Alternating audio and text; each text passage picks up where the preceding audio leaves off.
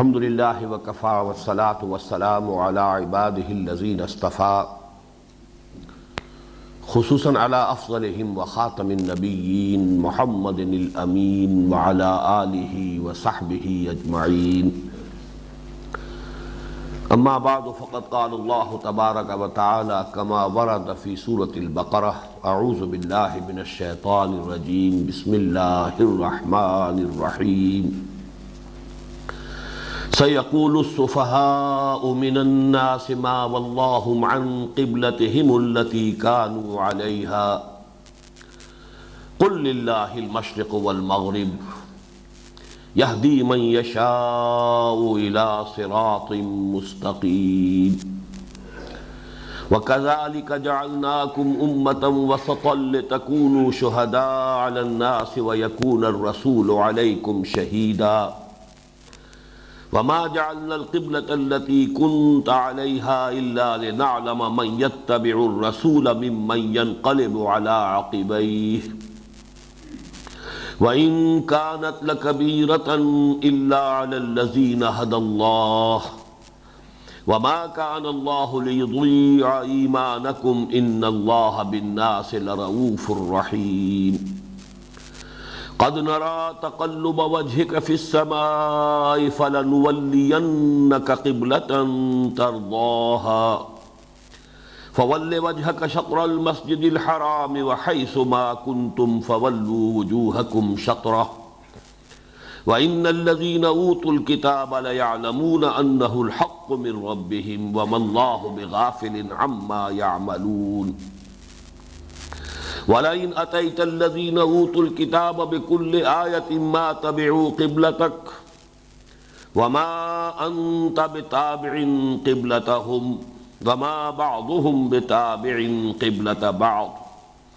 وَلَئِنِ اتَّبَعْتَ أَهْوَاءَهُمْ مِنْ بَعْدِ مَا جَاءَكَ مِنَ الْعِلْمِ إِنَّكَ إِذًا لَمِنَ الظَّالِمِينَ الذين آتيناهم الكتاب يعرفونه كما يعرفون أبناءهم وإن فريقا منهم ليكتمون الحق وهم يعلمون الحق من ربك فلا تكونن من الممترين ولكل وجهة هو موليها فاستبقوا الخيرات أينما تكونوا يأت بكم الله جميعا ان اللہ علی کل شیء قدیر ومن حیث خرجت فول وجهك شطر المسجد الحرام وانه للحق من ربك وما اللہ بغافل عما تعملون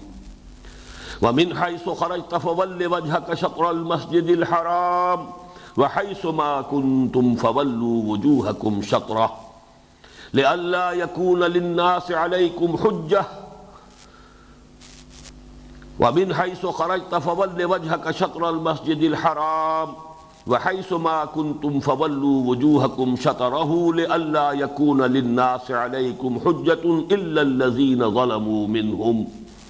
فلا تخشوهم واخشوني ولأتم نعمتي عليكم ولعلكم تهتدون كما أرسلنا فيكم رسولا منكم يتلو عليكم ويعلمكم الكتاب والحكمة ويعلمكم ما لم تكونوا تعلمون فاذكروني أذكركم واشكروا لي ولا تكفرون صدق الله العظيم رب اشرح لي صدري ويسر لي أمري واحلل عقدة من لساني يفقهوا قولي اللهم ربنا ألهمنا رشدنا وأعذنا من شرور أنفسنا اللهم أرنا الحق حقا وارزقنا اتباعه وأرنا الباطل باطلا وارزقنا اجتنابه اللهم وفقنا لما تحب وترضى آمین یا رب العالمین۔ ممکن ہے آپ حضرات حیران ہو رہے ہوں کہ آج میں نے اتنی طویل تلاوت کی ہے تو کیا مجھے توقع ہے کہ آج ان تمام آیات کا درس مکمل کر لیں گے؟ تو واقعہ یہی ہے کہ اگرچہ ہم اس سے پہلے کئی نشستیں اس دوسرے پارے کی 1.5 آیات پر صرف کر چکے ہیں، لیکن مجھے امید ہے یہ دونوں رکوع انشاءاللہ آج ہم ایک نشست میں مکمل کر لیں گے، اس لیے کہ اب ایک مضمون کا اعادہ ہو رہا ہے بار بار، اور اس میں جو اصل تفصیل طلب بات تھی وہ اس سے پہلے ہم اس پر بحث کر چکے ہیں۔ ذہن میں تازہ کر لیجئے، سورہ بقرہ کا یہ 17واں اور 18واں رکوع ہے جو ابھی ہم نے پڑھا ہے، اور در حقیقت اس پر وہ نصف اول اس کا ختم ہو رہا ہے۔ وہ نصف اول سورہ بقرہ کا کہ جس میں یا تو خطاب براہ راست بنی اسرائیل سے ہے یا روح سخن ان کی جانب ہے۔ اس کے بعد 19ویں رکوع کے آغاز سے خطاب امت مسلمہ سے شروع ہو جائے گا، یا ایھا الذین آمنوا استعینوا بالصبر والصلاۃ۔ ان 18 رکوعوں کی ہم یہ تقسیم بار بار دیکھ چکے ہیں کہ پہلے 4 رکوع تمہیدی ہیں، پھر 10 رکوع اور 2 آیات مزید یہ خطاب بنی اسرائیل پر مشتمل ہے، پھر 4 رکوع ہے جن کے لیے ہم نے ایک لفظ استعمال کیا، تحویلی رکوع ہے۔ یہ تحویل قبلہ ان کا موضوع ہے، اور در حقیقت تحویل قبلہ علامت ہے تحویل امامت کی، کہ وہ حضرت ابراہیم علیہ السلام سے جو وعدہ کیا گیا تھا، انی جاعلک للناس اماما قال ومن ذریتی قال لا ینال عہد الظالمین، وہ امامت الناس اب حضرت ابراہیم علیہ السلام کی نسل کی ایک شاخ سے منتقل ہو رہی ہے دوسری شاخ کو۔ 2000 برس تک بنی اسرائیل اس پر فائز رہے، جب سے انہیں تورات عطا کی گئی حضرت موسیٰ علیہ السلام کے دور نبوت و رسالت سے شروع ہو کر اور حضرت محمد صلی اللہ علیہ وسلم کی بعثت تک، یہ 2000 برس ہیں۔ پورے 2000 برس وہ سابقہ امت مسلمہ بنی اسرائیل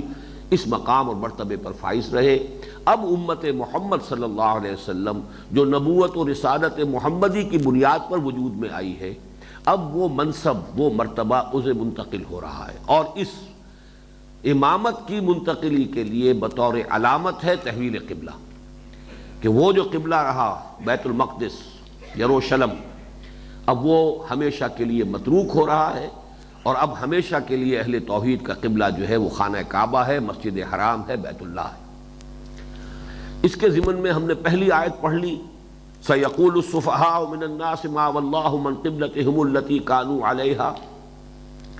ان قریب کہیں گے نادان ناسمجھ بے وقوف لوگوں میں سے کہ کس چیز نے ان کا رخ پھیر دیا اس قبلے سے جس پر یہ پہلے تھے، اس لیے کہ حضور نے ہجرت کے بعد 16 مہینے بیت المقدس کی طرف رخ کر کے نماز پڑھی۔ قُلْ لِلَّهِ الْمَشْرِقُ وَالْمَغْرِبُ، کہہ دیجئے مشرق و مغرب سب اللہ کے لیے ہے، یہدی من یشاء الی صراط مستقیم، وہ جس کو چاہتا ہے صراط مستقیم کی ہدایت نصیب فرماتا ہے۔ اس پر مجھے کچھ عرض نہیں کرنا ہے، اس پر ہم تفصیلاً گفتگو کر چکے ہیں۔ وَكَذَلِكَ جَعَلْنَاكُمْ أُمَّةً وَسَطًا لِتَكُونُوا شُهَدَاءَ عَلَى النَّاسِ وَيَكُونَ الرَّسُولُ عَلَيْكُمْ شَهِيدًا۔ کذالک میں اشارہ ہو رہا ہے کہ در حقیقت یہ تحویل قبلہ علامت ہے اب اس بات کی کہ وہ تحویل امامت ہو رہی ہے، جس کے لیے اے مسلمانوں ہم نے تمہیں ایک امت مسلمہ، امت وسط، خیر امت کی شکل دی ہے، یعنی یہ غرض تاسیس ہے تمہاری بحیثیت امت محمد، امت مسلمہ، تاکہ تم گواہی دو، حجت قائم کرو پوری نوع انسانی پر، اور ہمارے نبی ہمارے رسول محمد گواہی دے، حجت قائم کرے تم پر۔ اب اس کے بعد ساری بحث جو ہے وہ تحویل قبلہ کی ہے۔ یہ میں عرض کر چکا ہوں کہ یہ مسئلہ اگرچہ آج تو ہمیں محسوس ہوتا ہے کہ بڑی معمولی سی بات تھی، اس میں کون سی بڑی قیامت آ گئی تھی، لیکن واقعہ یہ ہے کہ جس وقت یہ واقعہ ہوا ہے تو اس کی بنیاد پر بڑا ایک مخالفانہ طوفان اٹھا دیا یہودیوں نے۔ یہودی 3 ان کے بڑے طاقتور قبیلے مدینے میں موجود تھے۔ اب تک وہ یہ محسوس کر رہے تھے، انہیں کچھ اطمینان تھا کہ یہ نئی امت جو ہے یہ ہماری تابع ہے، جبکہ یہ ہمارے ہی قبلے کی پیروی کر رہے ہیں، تو گویا کہ ہمارے کیمپ فالوورز ہیں، ہمارے ہی پیچھے چلنے والے ہیں، لہذا کوئی تشویش کی بات نہیں۔ اب جب کہ یہ نیا قبلہ ہو گیا تو اب ان کے کان کھڑے ہوئے کہ مسئلہ کچھ مختلف ہے، اب تو یہ ایک نئی امت جو ہے وجود میں آ گئی۔ اس حوالے سے اب ان کے اندر وہ مخالفانہ طوفان ان کے اپنے دلوں میں جذباتی سطح پر اٹھا، اور پھر انہوں نے اس کو ایک مخالفانہ پروپیگنڈے کی شکل دے دی، جس کے نتیجے میں بہت سے مسلمان بھی سادہ لوگ، سادہ فطرت لوگ، وہ بھی متاثر ہو گئے، اس لیے کہ بظاہر دلیل بڑی قوی تھی کہ نماز جیسی اہم چیز جو کہ اصل یوں سمجھیے کہ رکن رکین ہے دین کا، ساری عبادات میں اولین عبادت اول جس کو وہ کہا گیا ہے کہ روز محشر کے جاں گداس بود اولی پرسش نماز بود، اور اس کا قبلہ بدل گیا۔ اب اگر 16 مہینے جو ہم نے نمازیں پڑھی ہیں وہ قبلہ غلط تھا تو ہماری نمازیں ضائع ہو گئی، اور خاص طور پر جو لوگ اسی دوران میں فوت ہو گئے، چلیے ہمیں تو پھر بھی موقع مل گیا کہ ہم تلافی کر لیں، قضا دے دیں ان 16 مہینوں کی نمازوں کا، لیکن جو فوت ہو گئے ان کا کیا ہوگا؟ ان کا تو ایمان ہی جاتا رہا، اس لیے کہ نماز ہی اگر نہ ہوئی ان کی تو معلوم ہوا کہ نماز تو جڑ ہے، بنیاد ہے دین کی، ایمان کی، تو وہ تو گویا کہ بڑے گھاٹے میں رہے۔ اور یہ دین کیا ہوا کہ جس کا قبلہ ہی معین نہیں، ابھی شمال کی طرف رخ تھا، اب جنوب کی طرف رخ کر لو۔ تو یہ اتنا بڑا طوفان تھا اس وقت کہ اس کے آپ اندازہ کر سکتے ہیں ابھی جو تلاوت ہوئی ہے کتنی مرتبہ تکرار ہو رہی ہے۔ فَوَلِّ وَجْهَكَ شَطْرَ الْمَسْجِدِ الْحَرَامِ وَحَيْثُ مَا كُنتُمْ فَوَلُّوا وُجُوهَكُمْ شَطْرَهُ، پھر اس کے بعد فَوَلِّ وَجْهَكَ شَطْرَ الْمَسْجِدِ الْحَرَامِ، پھر اس کے بعد پھر فَوَلِّ وَجْهَكَ شَطْرَ الْمَسْجِدِ الْحَرَامِ وَحَيْثُ مَا كُنتُمْ فَوَلُّوا وُجُوهَكُمْ شَطْرَهُ، اور اس پر پھر مختلف اعتبارات سے بحث کر کے اس مخالفانہ پروپیگنڈے کی بھی نفی کی گئی، اس کا ازالہ کیا گیا، اور مسلمانوں کو تشفی دی گئی، تسلی دی گئی کہ تمہاری یہ ساری تشویش جو ہے یہ بے بنیاد ہے، اس کی کوئی حقیقت نہیں ہے۔ یہ چونکہ میں نے صرف اس لیے عرض کر دیا ہے کہ بار بار یہ بات آئے گی کہ اس مسئلے کی سنگینی جو ہے وہ آپ کے سامنے آ جائے، یہ بلا ضرورت تو بات نہیں ہو رہی، اس میں تو اضافہ کیجئے کہ 2 رکوع پہلے بھی یہ بات کہی گئی، للہ المشرق والمغرب فینما تولوا فثم وجہ اللہ۔ اصل میں تو اس پوری بحث کی تمہید وہاں سے شروع ہو گئی تھی، 14ویں رکوع سے شروع ہو گئی تھی، اور پھر 2 رکوعوں کے بعد پھر اس کا اعادہ ہوگا، لیس البر ان تولوا وجوہکم قبل المشرق والمغرب ولکن البر من آمن باللہ والیوم الآخر۔ یہ مشرق و مغرب کی طرف رخ کر لینا یہی نہیں ہے اصل نیکی، اصل نیکی کوئی اور شے ہے۔ سخن شناس نئی دل برا خطا اینجاست، تم اگر تشویش محسوس کر رہے تو اس لیے کہ حقیقت بر، نیکی کی اصل حقیقت ابھی تم پر منکشف نہیں ہوئی، تم نے ظواہر اور مظاہر کو اصل شے سمجھ لیا ہے، حالانکہ ظواہر اور مظاہر اپنی جگہ ان کی اہمیت ہے، لیکن یہ کہ اصل اہمیت تو وہ روح بر و تقویٰ ہے کہ جو پوری شخصیت میں سرایت کر جاتی ہے، اور پھر وہ انسانی شخصیت کا یہ حیولہ سامنے آتا ہے جو اس آیت بر میں، جو آیت سورۃ بقرہ کی 177 نمبر کی آیت ہے، ہمارے منتخب نصاب کا دوسرا سبق اس پر مشتمل ہے، وہ پورا ایک انسانی کردار کا حیولہ آ جاتا ہے۔ تو میں اس کی تشبیہ دیا کرتا ہوں کہ جیسے آپ یوں کھڑے ہو جائیں، دونوں ہاتھ اپنے پھیلا لیں، آپ کا پورا جسم درمیان میں ہے، تو یہ ہے در حقیقت وہ 2 رکوع، 17واں رکوع، 18واں رکوع جو ابھی میں نے تلاوت کیا، آپ نے سماعت فرمائے، یہ تو ہے اصل بحث، ان میں تو ہے ہی بحث پوری تحویل قبلہ کی، لیکن یوں ہاتھ کیجئے تو 2 رکوع پیچھے وہ پھر آیت موجود ہے کہ جہاں سے وہ بحث شروع ہوئی تھی، یعنی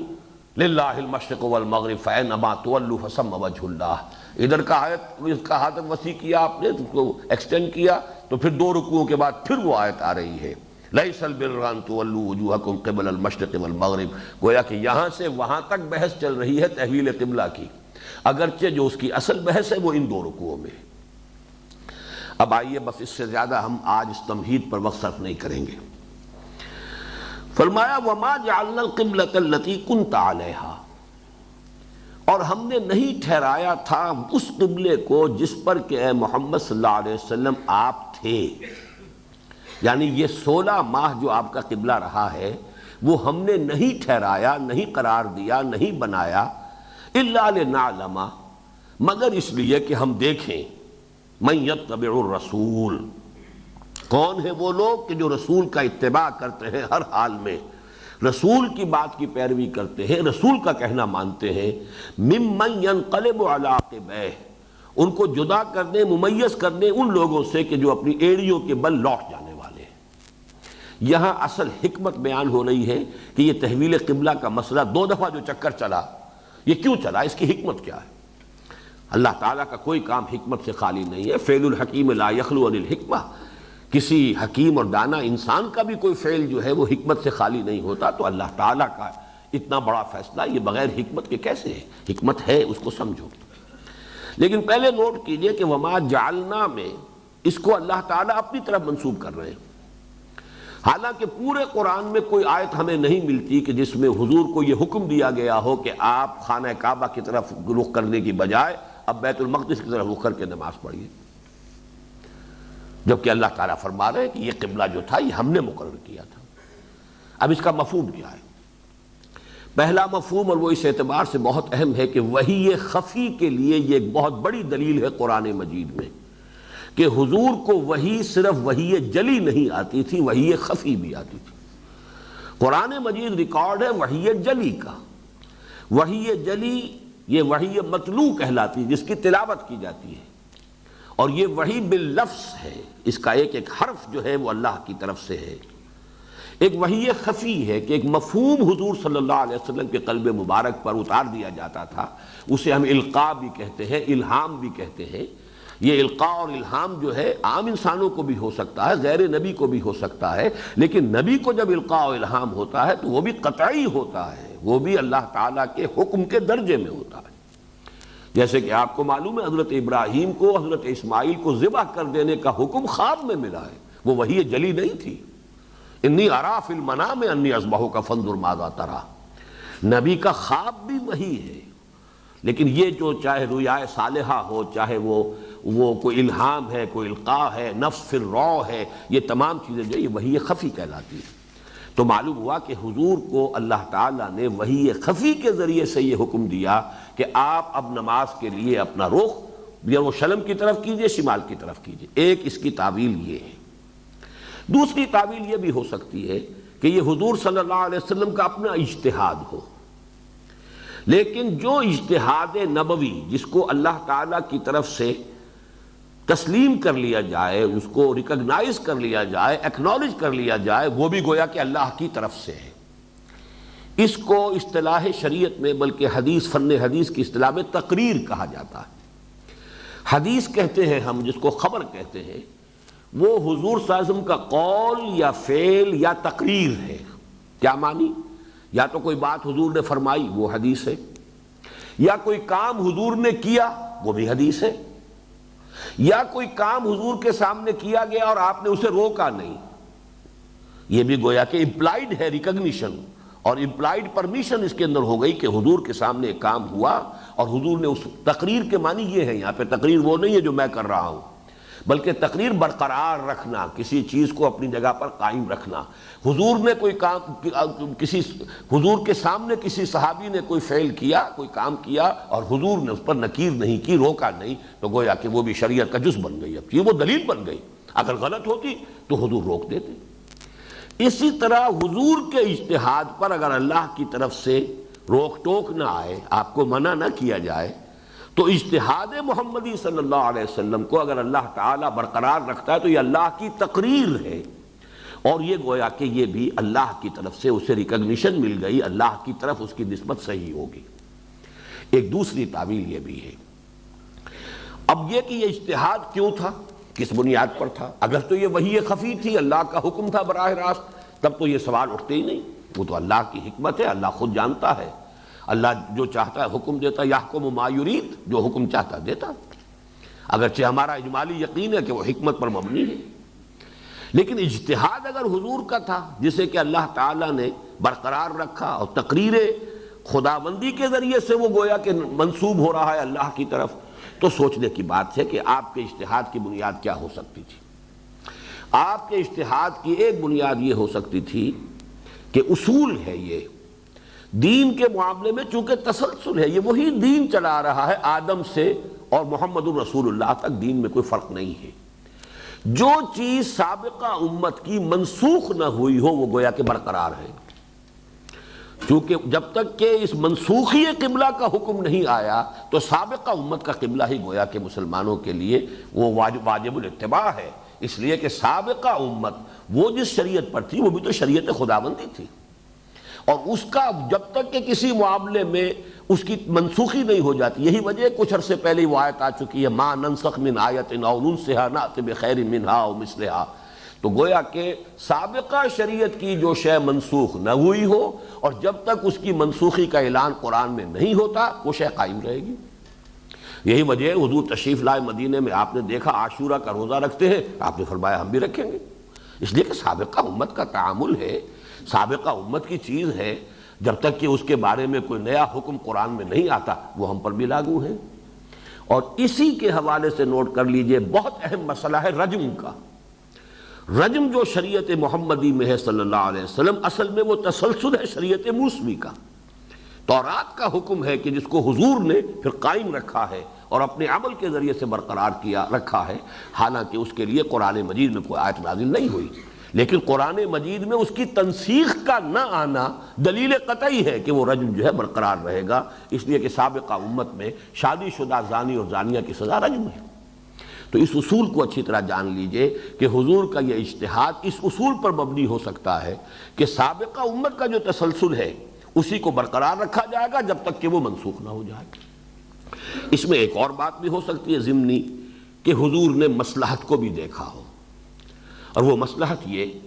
کہ فوری طور پر ابھی جو بہت سے مسائل ہیں قریش کو کنفرنٹ کرنا ہے۔ ابھی آپ کی دعوت جو ہے اور انقلابی جد و جہد جس نئے مرحلے میں داخل ہوئی تھی تو اس میں اصل ٹارگٹ تو قریش تھے، لبریشن آف مکہ، کیونکہ حرم جو ہے اور وہ مرکز توحید مشرکین کے تسلط میں ہے۔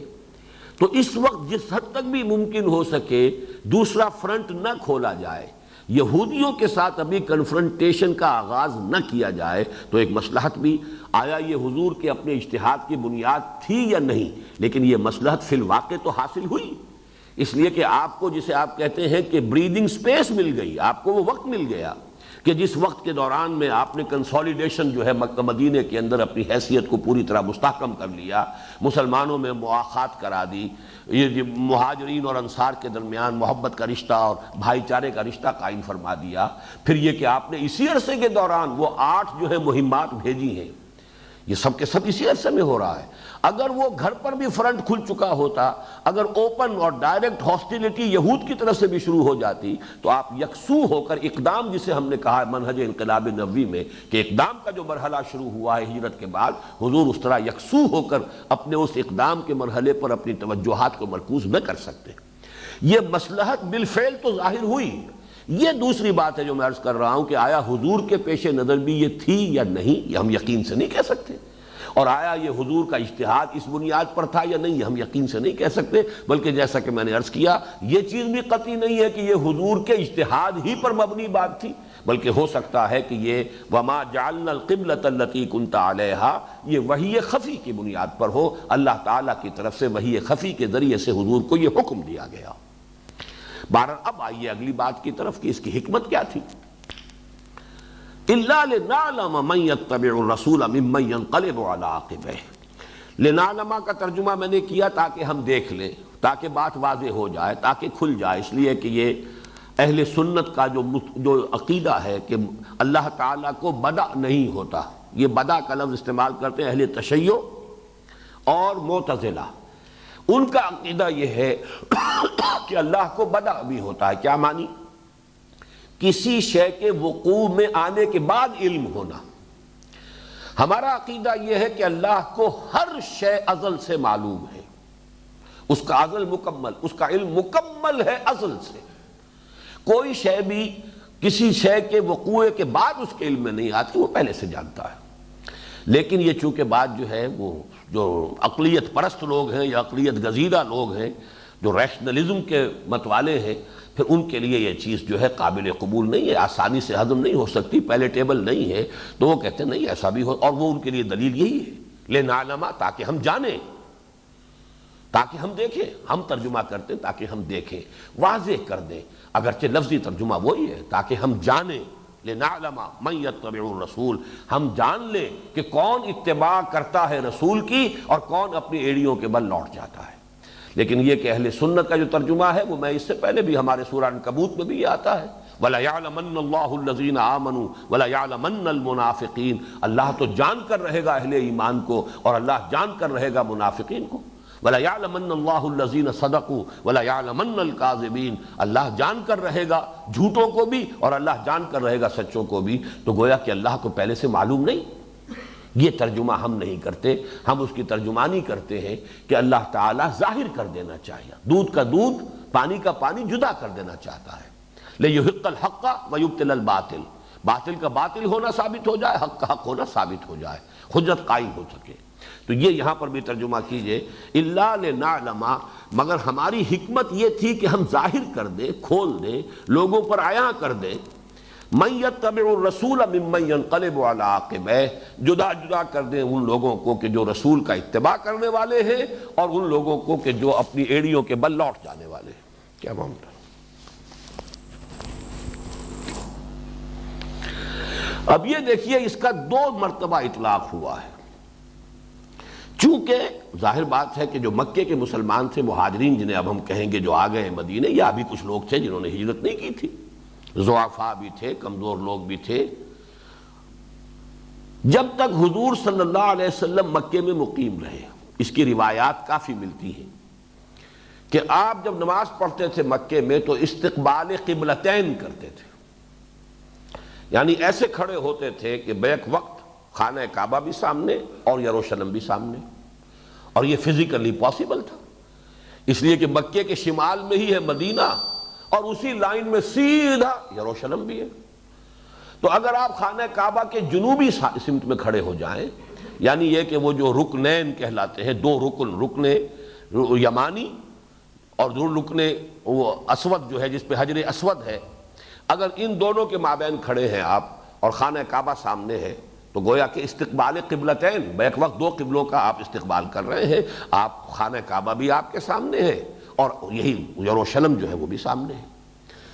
اب ہجرت کے بعد یہ ممکن نہیں تھا، تو لہذا فیصلہ اب یہ ہوا، چاہے وہ وحی خفی سے ہوا چاہے حضور کے اجتہاد سے ہوا، یہ بحث میں کر چکا ہوں کہ اب یروشلم کی طرف رخ ہوگا،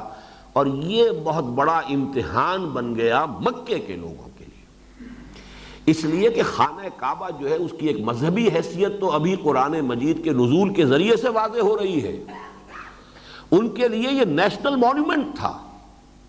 ان کی نسلی یادگار، ان کی خاندانی قومی یادگار، اس کو ایک قومی تقدس کا درجہ حاصل تھا، اس کی طرف پیٹھ کرنا یہ ان پر طبعاً بہت شاق گزرا، لیکن یہ کہ اسی شے سے پورا ٹیسٹ ہو گیا کہ کون شخص واقعتاً محمد الرسول اللہ کی پیروی کرنے والا ہے، کہ جو حکم آپ نے دیا اس کی پیروی کرنی ہے، اور کون وہ ہے کہ جو اپنی سابقہ جو عصبیتیں ہیں، جو اپنی قومی یا نسلی عصبیتیں ہیں، کون ابھی ان کے ساتھ بندھے ہوئے ہیں، اس لیے کہ اگر وہ آپ کا تعلق اپنی قومی اور نسلی اور روایتی عصبیت کے ساتھ مضبوط ہے تو اب اس تحویل قبلہ کو، یعنی تحویل قبلہ جو ہوا کعبے سے ہٹ کر اور یروشلم کو قبلہ بنانا، یہ ان کے ایمان کا ایک بہت بڑا امتحان بن گیا۔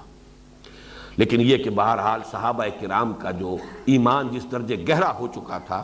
اس سے جو مظہر اس کا سامنے آیا وہ یہی ہے کہ کوئی بھی نہیں تھا مسلمانوں میں سے کہ جس نے، وہ مکے کے لوگوں میں سے کہ جنہوں نے اس قبلے کو، نئے قبلے کو، جو نسلی اعتبار سے ان کے لیے بالکل اجنبی شے تھی، ان کی روایات کا کوئی تعلق یروشلم کے ساتھ نہیں، ان کے ہاں سرے سے کوئی تقدس کا معاملہ یروشلم کا ہے ہی نہیں، لیکن یہ کہ اس کی طرف رخ کرنا اس لیے کہ محمد الرسول اللہ نے فرمایا ہے، اور اسی وجہ سے یہ حکمت معلوم ہوتی ہے کہ قرآن میں صراحت کے ساتھ نہیں ہے، اس لیے کہ یہاں پہ رسول کے ساتھ اٹیچمنٹ کا فیصلہ ہو رہا ہے کہ ہے یا نہیں، ممن یتبع الرسول ممن ینقلب علی عقبیہ، تاکہ ہم واضح کر دیں کہ کون رسول کا اتباع کرنے والے ہیں۔ اس لیے کہ اصل جو ہے، جو اقبال نے کہا ہے، شعر بہت عمدہ شعر ہے،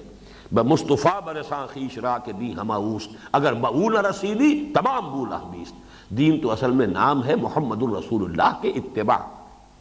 پیروی محمد کی۔ آخر قرآن کی بھی ہم پیروی کرتے ہیں تو حضور کے بتانے سے ہمیں معلوم ہوا کہ یہ اللہ کا کلام ہے، ہمیں کیا معلوم اللہ کا کلام؟ در حقیقت ہمارے لیے تو وہ بھی اطاعت ہے رسول کی، وَمَن يُطِعِ الرَّسُولَ فَقَدْ أَطَاعَ اللَّهَ،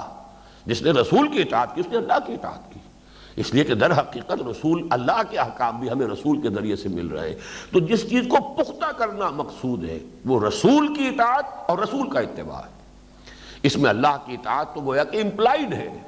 البتہ جو اصل اطاعت تھی اس وقت جو لوگوں کے لیے امتحان بنتا تھا وہ تو اس شخص معین کی اطاعت تھی، محمد ابن عبداللہ، اس کی اطاعت، اور یہ شاخ گزرتی تھی۔ یہ ہم پڑھ چکے ہیں بہت مرتبہ کہ منافقین پر سب سے زیادہ شاخ گزرنے والی یہی بات تھی۔ یہی وجہ ہے کہ جب قتال کا معاملہ ہوا تو اولاً حضور کا حکم تھا، ابھی قرآن مجید میں صریح حکم نہیں آیا تھا، تو انہوں نے کہا کہ کیوں نہیں، اگر یہ قتال کا معاملہ ہے تو کیوں نہیں کوئی صورت نازل ہو جاتی. پھر وہ صورت بھی نازل ہوئی، ان پر حجت آخری قائم کر دی گئی. لیکن بہرحال اصل میں جو صاحب ایمان ہے اس کے لیے تو اصل دلیل آپ کا فرمان جو ہے وہ اصل دلیل ہے، مستند ہے ان کا فرمایا ہوا. حقیقت میں محمد الرسول اللہ دی ہمہ اوست کا جو معاملہ ہے تو اس کو یہاں سے بھی آپ اخذ کر لیجئے کہ الا لنعلم من یتبع الرسول ممن ينقلب علی عقبیہ. اپنی سابقہ قومی اور اپنی روایتی عصبیت کی وجہ سے وہ ایڑیوں کے بل جو ہیں لوٹ جائیں، یہ کیا ہم نہیں پیروی کر سکتے؟ ہم تو ابراہیم کی نسل سے ہیں، ابراہیم کا بنایا ہوا یہ گھر ہے، ہم تو ملت حنیفی پر ہے. ہم نے تو اب تک یہی سمجھا تھا کہ محمد اسی ملت ابراہیمی کی تجدید کے لیے آئے ہیں، یہ ہمارا قبلہ بدلوا رہے ہیں. معلوم ہوا کہ نہیں، ایمان اتنا راسخ ہو چکا تھا کہ جو آپ فرماتے ہیں، جو آپ کا حکم ہے، جو آپ کا فرمان ہے، جب ہم نے مانا آپ اللہ کے رسول ہیں، وَمَا يَنْطِقُ عَنِ الْهَوَىٰ إِنْ هُوَ إِلَّا وَحْيٌ يُوحَىٰ، تو اس کا لازمی نتیجہ یہ ہے کہ ہم آپ کے ہر قول کو تسلیم کریں، آپ کے ہر فرمان پر لبیک کہیں. یہ ایمان کا اصل ٹیسٹ ہے. إِلَّا لِنَعْلَمَ مَن يَتَّبِعُ الرَّسُولَ مِمَّن يَنْقَلِبُ عَلَىٰ عَقِبَیْهِ. اب جب تحویل ہو رہی ہے تو دوسرا مرتبہ امتحان ہو گیا. اب امتحان ہو گیا، فرض کیجئے کوئی یہودی اسلام لے آیا، ایمان لے آیا. فرض کیجئے عبداللہ ابن سلام اس وقت تک ایمان لا چکے ہوں، مجھے تحقیق نہیں ہے کہ وہ کس مرحلے پر ایمان لائے، لیکن اگر کوئی یہود میں سے تھے کہ جو ایمان لے آئے تھے، ان کے لیے اب امتحان بن گیا کہ اب وہ یروشلم کی طرف پیٹھ کریں. گویا کہ ان کی بھی وہ روایت کا جو معاملہ ہے، ان کی بھی جو عصبیت قومی تھی، اس کے اوپر ضرب لگ رہی ہے کہ اب رخ کرو اس خانہ کعبہ کی طرف جو تاحال تو بتکدہ ہے، 360 بت رکھے ہوئے اس کے اندر. اب تک تو وہ مرکز ہے شرک کا، بت پرستی کا. اس کی جو فیکچول پوزیشن ہے وہ تو یہ ہے، لیکن فرمان محمدی ہے صلی اللہ علیہ وسلم، اور اس کا حکم تو خاص طور پہ اللہ کی طرف سے بھی آ گیا.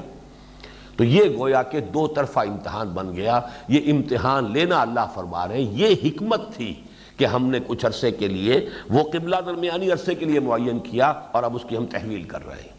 وَمَا جَعَلْنَا الْقِبْلَةَ الَّتِي كُنْتَ عَلَيْهَا إِلَّا لِنَعْلَمَ مَن يَتَّبِعُ الرَّسُولَ مِمَّن يَنْقَلِبُ عَلَىٰ عَقِبَیْهِ وَإِن كَانَتْ لَكَبِيرَةً. اور یہ ان یہاں پر انا کے معنی میں ہے، اور یقیناً یہ بہت بڑی بات تھی، بہت بڑا امتحان تھا. یہ اصل میں بالکل اسی طرح کی بات ہے کہ جب حضرت ابراہیم علیہ السلام نے جب پیشانی کے بل لٹا لیا ہے حضرت اسماعیل علیہ السلام کو، تو جو اللہ تعالیٰ کی طرف سے پھر بات آئی ہے،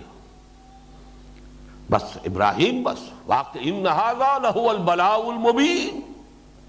یعنی ممتحن کی طرف سے شاباش کا اب اس سے زوردار انداز نہیں ہو سکتا کہ وہی واقعتاً امتحان بڑا کڑا تھا، اے ابراہیم شاباش ہے تمہیں کہ تم اس کڑے امتحان کے اندر بھی پورے اترے ہو. ان ھذا لہو البلاء المبین، یعنی یہ کہ ممتحن جو ہے اسے بس کرنی پڑی ہے. جس کا امتحان لیا جا رہا تھا اس نے تو اپنے اکلوتے بیٹے کی گردن کے اوپر چھری چلا دی.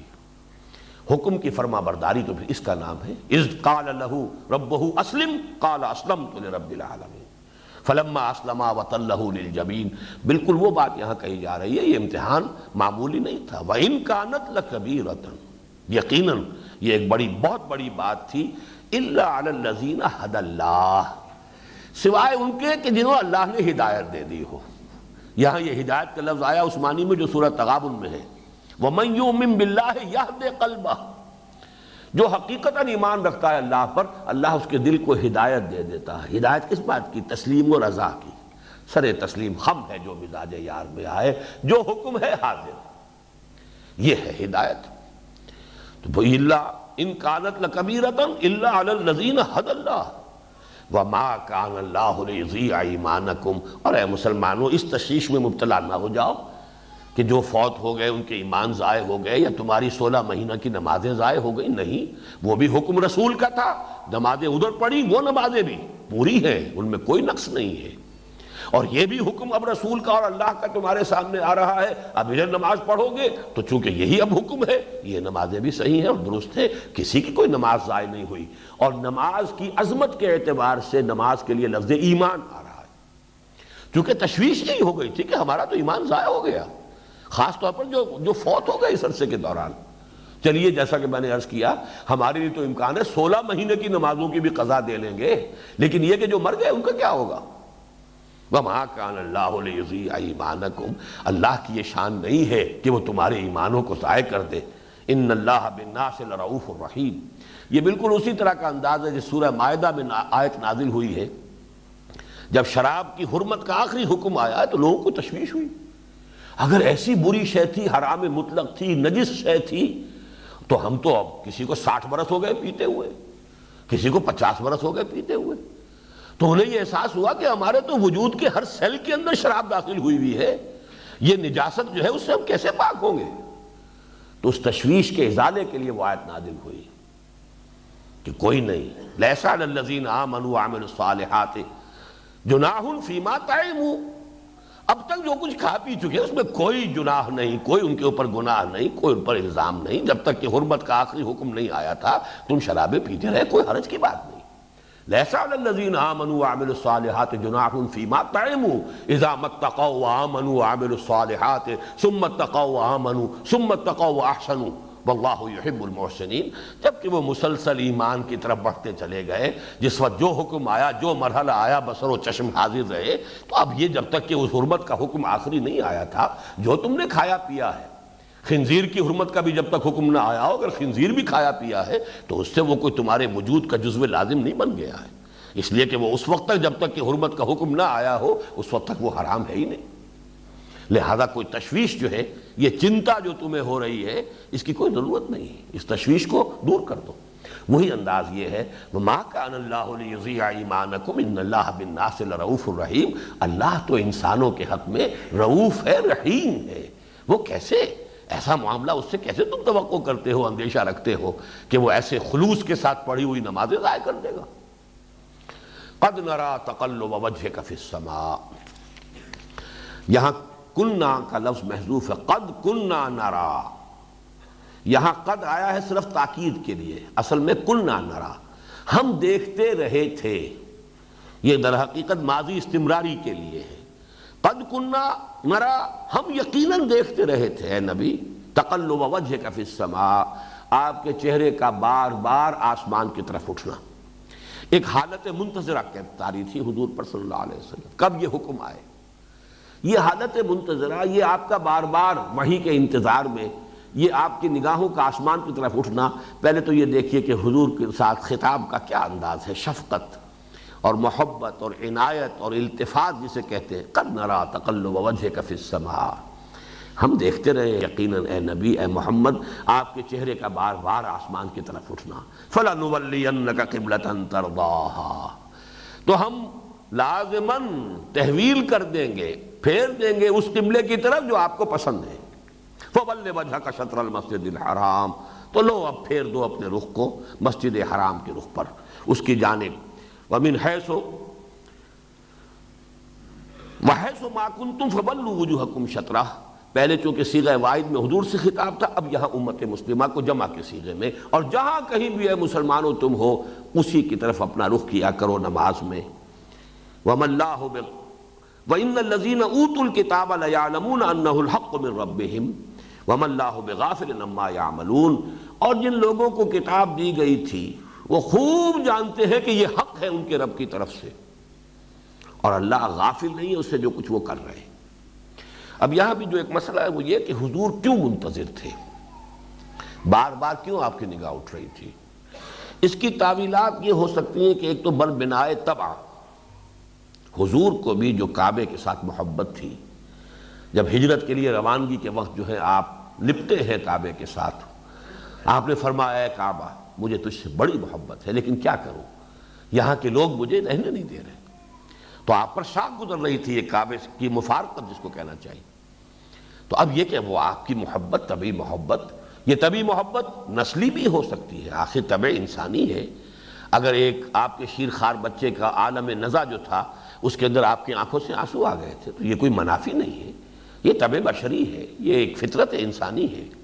تو خود اس کے ساتھ وہ ایک محبت، پھر یہ محبت اس علم کی بنیاد پر بھی کہ آپ کو معلوم ہے.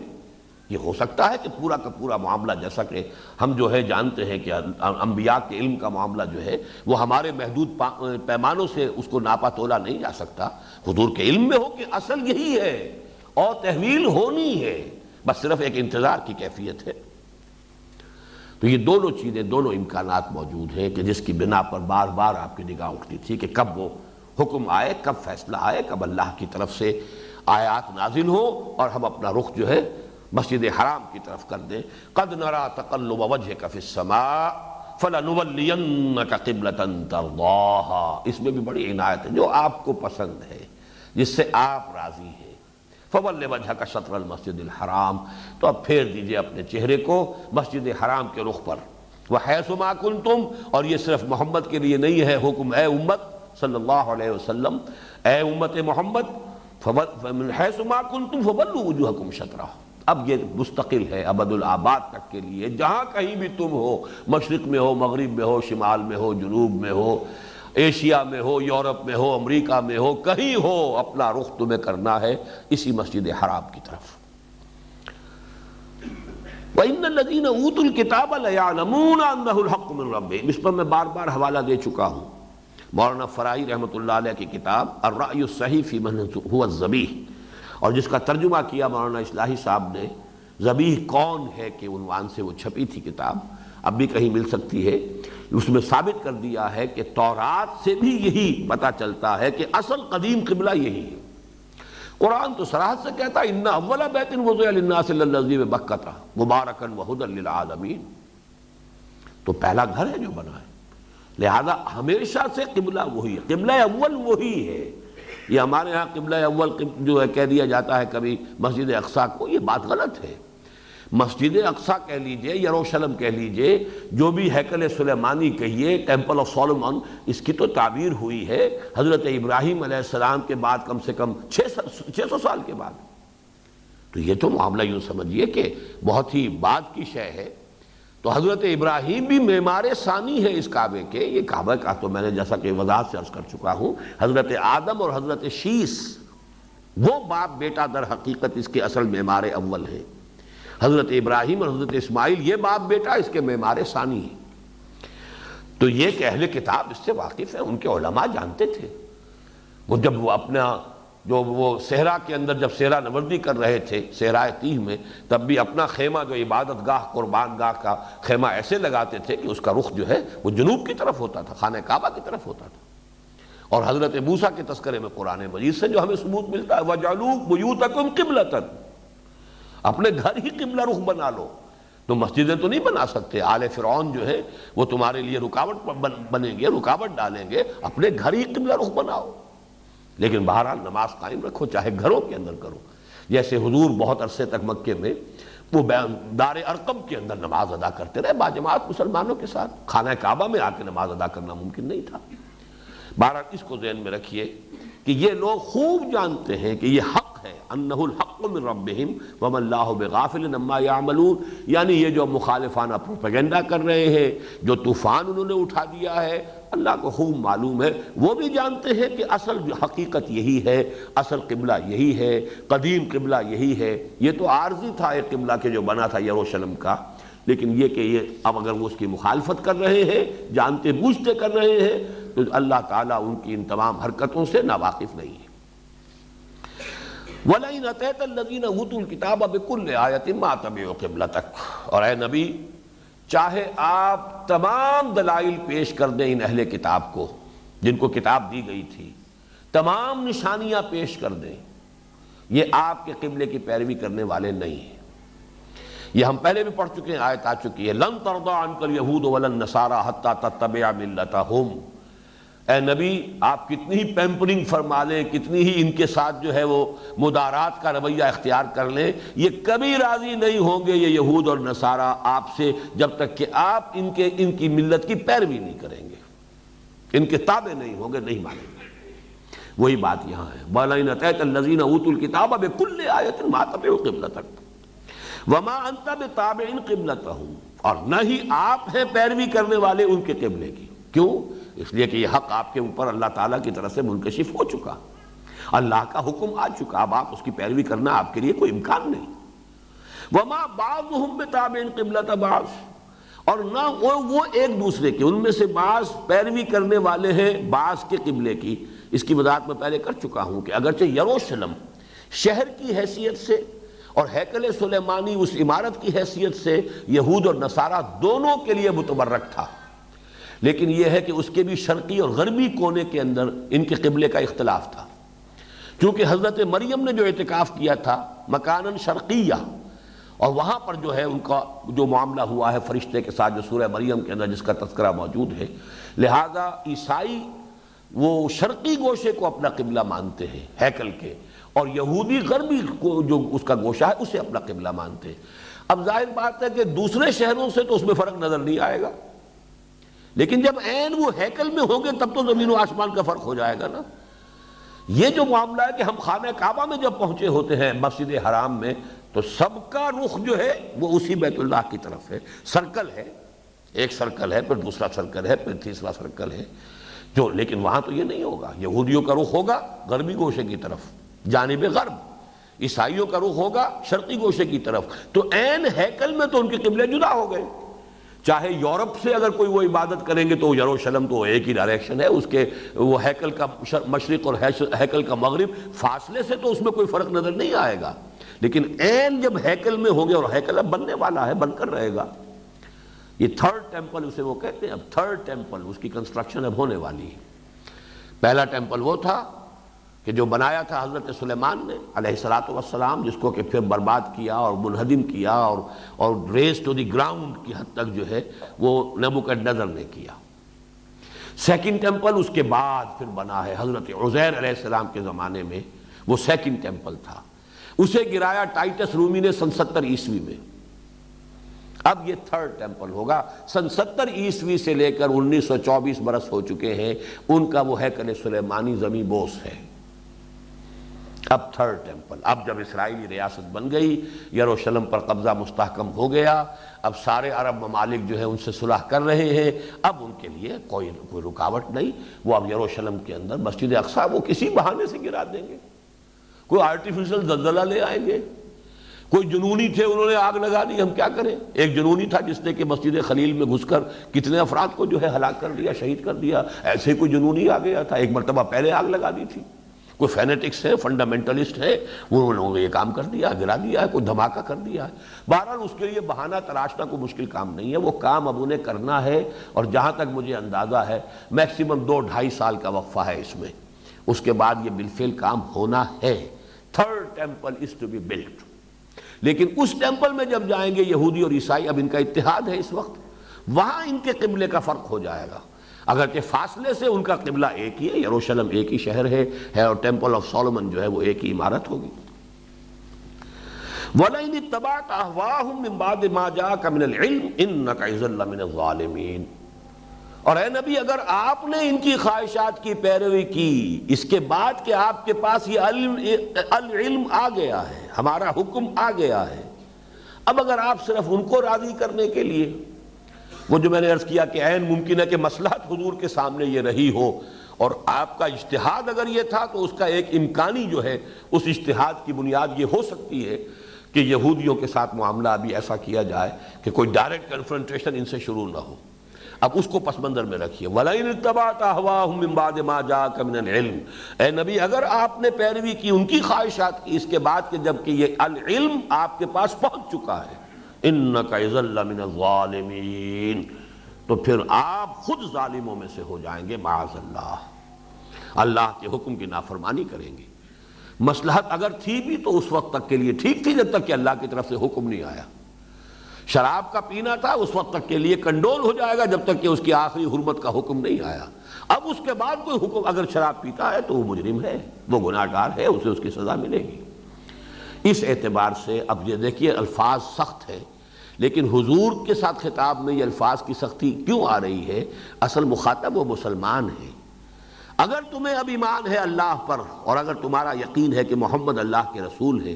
اور یہ قرآن اللہ کی طرف سے نازل ہو رہا ہے، تو اب اگر اس کے باوجود وہ تمہاری خواہشات کی پیروی کریں گے تو وہ تو گویا کہ خود اللہ کے نافرمانوں میں شامل ہوئے ہیں، إِنَّكَ إِذًا لَّمِنَ الظَّالِمِينَ، اب ان کے لیے یہ قطعاً ممکن نہیں۔ اب وہ بات جو ہے زیادہ کلیئر ورڈز میں آ رہی ہے کہ ان کو خوب معلوم ہے کہ یہی قبلہ حق ہے، الذین آتیناہم الکتاب یعرفونہ کما یعرفون ابناءہم، یہ یعرفونہ میں جو ضمیر مفعولی ہے پہچانتے ہیں اس کو، اس کا رخ حضور کی ذات کی طرف بھی ہو سکتا ہے کہ آپ کو پہچانتے ہیں کہ آپ اللہ کے نبی ہیں۔ اس کا رخ جو ہے قرآن کی طرف بھی ہو سکتا ہے کہ جانتے ہیں کہ قرآن حق ہے۔ اور یہاں پر چونکہ یہ سیاق و سباق میں قبلے کی بات آ رہی ہے، یہ اس قبلے کی طرف بھی ہو سکتا ہے کہ ان لوگوں کے علم میں ہے۔ اور یہ میں پہلے بیان کر چکا ہوں کہ الذین آتیناہم جب آتا ہے، جبکہ یہ معروف کے صیغے میں آتا ہے، تو جو ان کے اچھے لوگ ہیں، جو ان کے حق پسند لوگ ہیں، جو ان میں بہتر لوگ تھے نسبتاً، ان کی طرف اشارہ ہوتا ہے۔ اور جب الذین اوتوا الکتاب مجہول کا صیغہ ہوتا ہے تو جو ان کے اشرار تھے، جو ان کے فساق و فجار تھے، جو کہ حق کے پہچاننے کے اندر کوتاہی کر رہے تھے، وہ ان کی طرف اشارہ ہوتا ہے۔ مقام ضم میں جب ہوگا تو مجہول میں ہوگا الذین اوتوا الکتاب، جو کتاب دیے گئے۔ مقام مدح میں کہیں مقام آئے گا تو وہ معروف میں آئے گا الذین آتیناہم الکتاب، وہ لوگ جنہیں ہم نے کتاب عطا فرمائی ہے۔ لَيَعْلَمُونَ أَنَّهُ الْحَقُّ مِنْ رَبِّهِمْ، لام یہاں پر تاکید کے لیے ہے، خوب پہچانتے ہیں۔ يَعْرِفُونَهُ كَمَا يَعْرِفُونَ أَبْنَاءَهُمْ، ایسے پہچانتے ہیں اس کو جیسے کہ اپنے بیٹوں کو پہچانتے ہیں۔ وَإِنَّ فَرِيقًا مِّنْهُمْ لَيَكْتُمُونَ الْحَقَّ وَهُمْ يَعْلَمُونَ، لیکن ان میں سے بھی ایک گروہ ہے ایسا کہ جو جانتے بوجھتے حق کو چھپا رہا ہے۔ الحق من ربک فلا تکونن من الممترین، لیکن اب یہ حق آ گیا ہے اے مسلمانوں یا اے نبی آپ کے رب کی طرف سے، تو ہرگز مت بنیے اس میں کوئی بھی شک کرنے والے۔ ظاہر بات ہے کہ محمد الرسول اللہ صلی اللہ علیہ وسلم کو کسی شک کا کوئی امکان نہیں، لیکن خطاب یہاں بظاہر حضور سے حقیقت میں ان مسلمانوں سے ہو رہا ہے جن کو کہ اس تحویل قبلہ پر تشویش پیدا ہو گئی تھی۔ وَلِكُلٍّ وِجْهَةٌ هُوَ مُوَلِّيهَا، اب یہاں پھر قبلے کی جو بنیادی حکمت ہے اس کے پر گفتگو ہو رہی ہے۔ ہر ایک کے لیے کوئی ہدف ہوتا ہے، وجہ چہرہ جدھر کیا جائے، جدھر رخ اختیار کیا جائے، ہوا مولیہا، وہ اسی کی پیروی کرنے والا ہے، اسی کا اتباع کرنے والا ہے۔ گویا کہ یہ کہ ہر امت کے لیے ایک مرکز، جیسے کہ اب یہ یہود کے لیے یروشلم ہے، یہ اے مسلمانوں جو قبلہ اہل توحید ہے وہ یہ خانہ کعبہ ہے۔ لیکن یہاں سے بات کا رخ بڑے معنوی انداز کے اندر، جو معنوی حقیقت ہے اس کی طرف پھیرا جا رہا ہے۔ فاستبقوا الخیرات، یعنی جیسے کہ کہیں دوڑ لگتی ہے تو کوئی نشان مقرر کر لیا جاتا ہے کہ وہاں تک پہنچنا ہے، جو پہلے جا کر ہاتھ لگا دے گا وہ جیت گیا۔ تو استباق کہتے ہیں دوڑنا ایک دوسرے سے آگے نکلنے کے لیے، سبقہ آگے نکل جانا، استباق باب افتعال ہو گیا اور اس میں مقابلہ ہے۔ تو مسلمانوں تم دوڑ لگاؤ نیکیوں کی طرف، نیکی جو ہے وہ تمہارا ہدف بن جائے، تم ایک دوسرے سے آگے نکلو، ایک دوسرے سے آگے نکلنے کی کوشش کرو، لیکن تمہارا یہ مقابلہ، تمہاری یہ مسابقت جو ہے وہ دنیا کے لیے نہ ہو، مال و دولت کے لیے نہ ہو، یہ وہ معنوی حقیقت کی طرف کہ تمہارا رخ مانند تو ہونا چاہیے خیرات، حسنات، نیکیوں کی طرف۔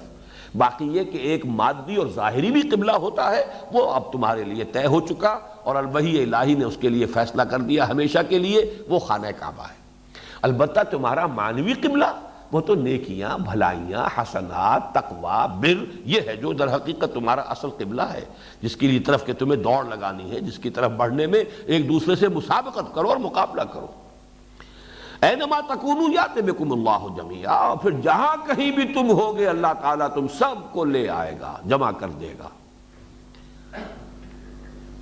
وہ یوم الحشر جو ہے وہ آ کر رہے گا، ذالک یوم التغابن، وہ جو ہار اور جیت کے فیصلے کا دن ہے، کون جیتا کون ہارا، کون پیچھے رہ گیا، کون آگے نکل گیا، کون متقدم ہوا اور کون متاخر ہوا، یہ سب چیزیں جو ہیں اس وقت طے ہو جائیں گی، تمہیں جمع کر دے گا۔ ان اللہ علی کل شیء قدیر، یقیناً اللہ تعالی ہر چیز پر قادر ہے۔ اب پھر دیکھیے اس معاملے کی اہمیت میں بیان کر چکا ہوں، کس تکرار کے ساتھ اب اس بات کو جو ہے بیان کیا جا رہا ہے۔ وَمِنْ حَيْثُ خَرَجْتَ فَوَلِّ وَجْهَكَ شَطْرَ الْمَسْجِدِ الْحَرَامِ، جہاں سے بھی نکلو، یعنی یہ جو قبلہ ہے یہ سفر اور حضر دونوں کا ہے، کہیں سفر میں ہو تب بھی یہی ہے، مِنْ حَيْثُ خَرَجْتَ فَوَلِّ وَجْهَكَ شَطْرَ الْمَسْجِدِ الْحَرَامِ، جہاں کہیں بھی ہو۔ بہرحال اسی لیے یہ ہمارے ہاں فقہی طور پر لازم ہے، آپ کہیں بھی ہو نماز شروع کرتے ہوئے پوری اپنی حد تک کوشش کرنی چاہیے کہ قبلے کی طرف آپ کا رخ ہو۔ البتہ دوران سفر آپ ریل گاڑی میں ہیں، فرض کیجئے نماز پڑھ رہے ہیں، پہلے آپ کا رخ ہونا چاہیے قبلے کی طرف، لیکن دوران سفر ریل گاڑی کا رخ بدل گیا تو کوئی پرواہ نہیں۔ ہوائی جہاز میں اگر نماز پڑھ رہے ہیں تو اس وقت اپنی امکانی حد تک پتہ کیجئے اس وقت میں کہاں ہوں، اور جغرافیے کے حوالے سے آپ ایک قبلے کا رخ معین کر سکتے ہیں۔ تو اس وقت ابتدا میں تو بہرحال اس کا رخ جو ہے قبلے کی طرف ہوگا، اس کے بعد یہ کہ ڈائریکشن چینج ہو جائے تو کوئی بات نہیں۔ اس حوالے سے سفر کے اندر بھی اس قبلے کو اسی طریقے سے اس کی پابندی کرنی ہے۔ وَمِنْ حَيْثُ خَرَجْتَ فَوَلِّ وَجْهَكَ شَطْرَ الْمَسْجِدِ الْحَرَامِ وَإِنَّهُ لَلْحَقُّ مِنْ رَبِّكَ وَمَا اللَّهُ بِغَافِلٍ عَمَّا تَعْمَلُونَ۔ دیکھیے یہاں پر بھی بڑا تہدید آمیز انداز ہے، دھمکی کا، انذار کا، اور یہ حق ہے تمہارے رب کی طرف سے۔ اور دیکھو اے مسلمانوں، اللہ غافل نہیں ہے اس سے جو تم کر رہے ہو۔ اگر تم نے اب اس سے اعراض کیا، روگردانی کی، کوئی عصبیت جو ہے، یعنی وہ لوگ کہ جو مدینے میں ایمان لائے تھے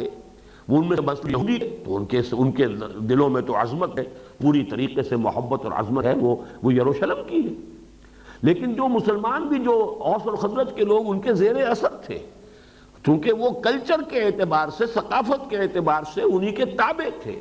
ان میں سے بھی بہت سے لوگ ہو سکتے ہیں کہ جنہیں یہ شاق گزر رہا ہو۔ اب ان کا تہدید آمیز انداز ہے۔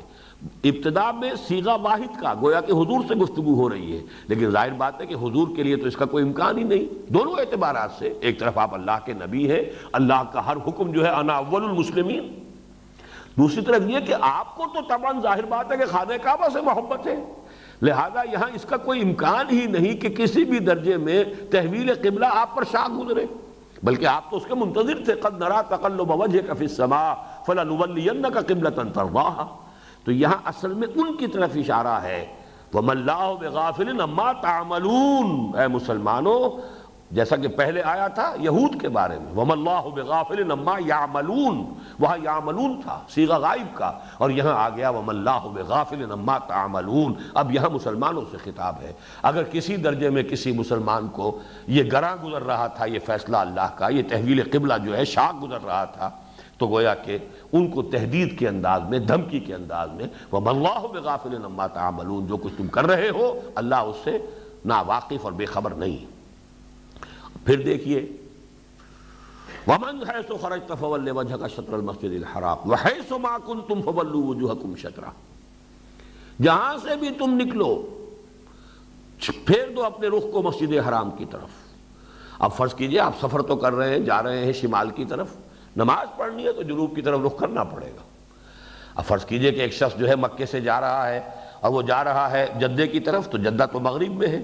نماز پڑھتے ہوئے واپس پھر جو ہے ان کے وہاں سے مشرق میں ہے خانہ کعبہ مکہ مکرمہ، رخ ادھر کرنا پڑے گا۔ وَمِنْ حَيْثُ خَرَجْتَ فَوَلِّ وَجْهَكَ شَطْرَ الْمَسْجِدِ الْحَرَامِ وَحَيْثُ مَا كُنْتُمْ، پھر جمع کا صیغہ فَوَلُّوا وُجُوهَكُمْ شَطْرَهُ، جہاں کہیں بھی تم ہو پھیر دو اپنے چہروں کو اسی کی جانب۔ لِأَلَّا يَكُونَ لِلنَّاسِ عَلَيْكُمْ حُجَّةٌ إِلَّا الَّذِينَ ظَلَمُوا مِنْهُمْ۔ اس حصے کو سمجھنے میں کافی دقت ہوئی ہے بہت سے حضرات کو، اور مجھے بھی یہ بمشکل سمجھ میں آیا ہے، لیکن الحمدللہ کہ اب مجھے اس پر پورا انشراح ہے کہ اس قبلے کے تحویل پر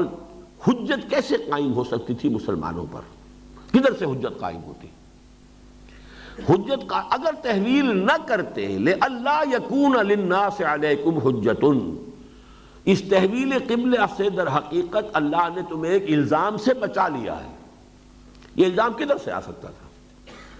ظاہر بات ہے کہ تورات کے علماء تو موجود تھے، تورات کے علماء تو یہ جانتے تھے کہ اصل قبلہ وہی ہے۔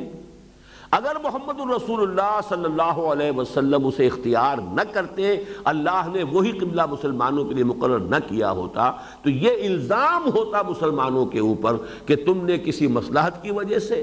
یا یہ کہ صرف اپنی کسی اسٹریٹجی کو سامنے رکھتے ہوئے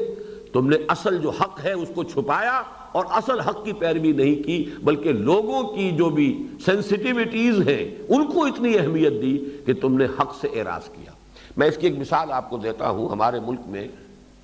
اہل حدیث مسلک جو ہے یہ یوں سمجھیے کہ بہت بعد میں آیا ہے، دیر میں آیا ہے۔ یہاں تو شروع سے تو اسلام کا ایک ہی ورژن تھا، اور وہ حنفیت۔ لیکن یہ کہ جب یہ اہل حدیث مسلک بھی، حدیث کے علم کا جب چرچا پھیلا ہے، پھر مسلک اہل حدیث بھی آیا، تو ایک شخصیت ہے سید نذیر حسین محدث دہلوی، جن کو یہ اہل حدیث حضرات کہتے ہیں شیخ الکل۔ وہ یہاں پر اصل میں اس مسلک کے اہل حدیث کی یوں سمجھیے کہ آغاز کرنے والے، پھیلانے والے، پرچار کرنے والے، بڑی زبردست علمی شخصیت، لیکن وہ رفع یدین نہیں کرتے تھے، اور ان کی حجت یہ تھی نہ کرنے کی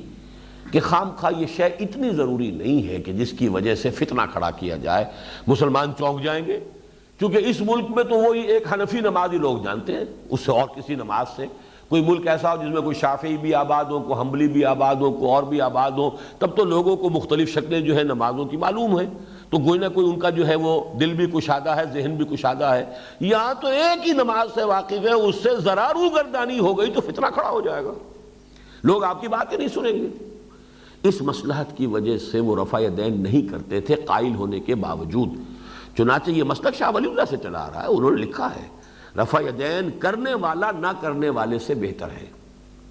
لیکن یہ ایسی شے نہیں ہے کہ جس کی وجہ سے عوام کے اندر خامخواہ کوئی فتنہ اور فساد اور اختلاف کی جو ہے آگ اس کو بھڑکا دیا جائے۔ سر سید احمد خان مرحوم بھی وہابی تھے، اہل حدیث تھے، رفع یدین کرتے تھے، انہوں نے مناظرہ کیا سید نذیر حسین محدث دہلوی سے اور ان کو قائل کیا، آخر لاجواب کر دیا کہ جب تم مانتے ہو کہ حق یہ ہے تو صرف لوگوں کے ڈر کی وجہ سے تم نہیں کرتے۔ انہوں نے ہاتھ جوڑ دیا، ٹھیک ہے کروں گا بابا، کل سے کروں گا۔ تو یہ جو حجت قائم ہوتی ہے کہ جب معلوم ہے تمہیں کہ حق یہ ہے پھر تم اس کی پیروی نہیں کر رہے، تو ایک حجت ہو گئی نا۔ تو گویا کہ وہ اہل علم، اہل کتاب جو اس حقیقت سے آشنا تھے، واقف تھے، وہ الزام عائد کرتے، حجت قائم کرتے مسلمانوں کے حضور کے خلاف کہ حق تو یہ تھا، اگر یہ تمہاری نگاہوں سے اوجھل رہا تو بھی تمہاری نبوت کے اوپر ایک تان آ گیا، ایک شک اور شبے کی بات پیدا ہو گئی، اور اگر حق سے اعراض کیا ہے مصلحت کی وجہ سے تب بھی گویا کہ استقامت کے اندر کمی ہوئی۔ یہ حجت اے مسلمانوں تم پر قائم ہو جاتی اگر یہ تحویل قبلہ نہ ہو اور تمہارا رخ جو ہے مسجد حرام کی طرف نہ کر دیا جائے۔ اب حجتیں دو طرف سے آ سکتی تھی، اس وقت آ رہی ہے الا الذین ظلموا منہم کی جانب سے، جو کہ نا انصاف ہیں، مجرم ہیں، فاسق و فاجر ہیں، وہ بھی تمہارے خلاف طوفان اٹھا رہے ہیں کہ یہ کیسا دین ہوا کہ جس کا کہ قبلہ ہی معین نہیں، 16 مہینے یہ شمال کی طرف رخ کر کے نماز پڑھتے رہے، اب ان کا جو ہے پتہ چلا انہیں کہ قبلہ یہ ہے، ادھر رخ کیا ہے۔ تو یہ بھی ایک حجت ہے، لیکن یہ حجت قائم کرنے والے فاسق اور فاجر اور ظالم لوگ ہیں، اور اگر یہ تحویل قبلہ نہ ہوتی تو ان کے اہل حق جو ہے ان کی طرف سے، جو حقائق سے باخبر ہے ان کی طرف سے حجت قائم ہوتی کہ کیسے ہوئے یہ آخری نبی اور آخری رسول، اور ان پر بھی یہ بات منکشف نہیں ہوئی، اور انہوں نے بھی اصل حقیقت کی طرف جو ہے وہ لوگوں کو جو ہے وہ متوجہ نہیں کیا۔ یہ گویا کہ تان ہوتا تم پر، تمہارے خلاف اور نبوت محمدی کے خلاف ان لوگوں کا کہ جو حقیقت سے آگاہ ہے۔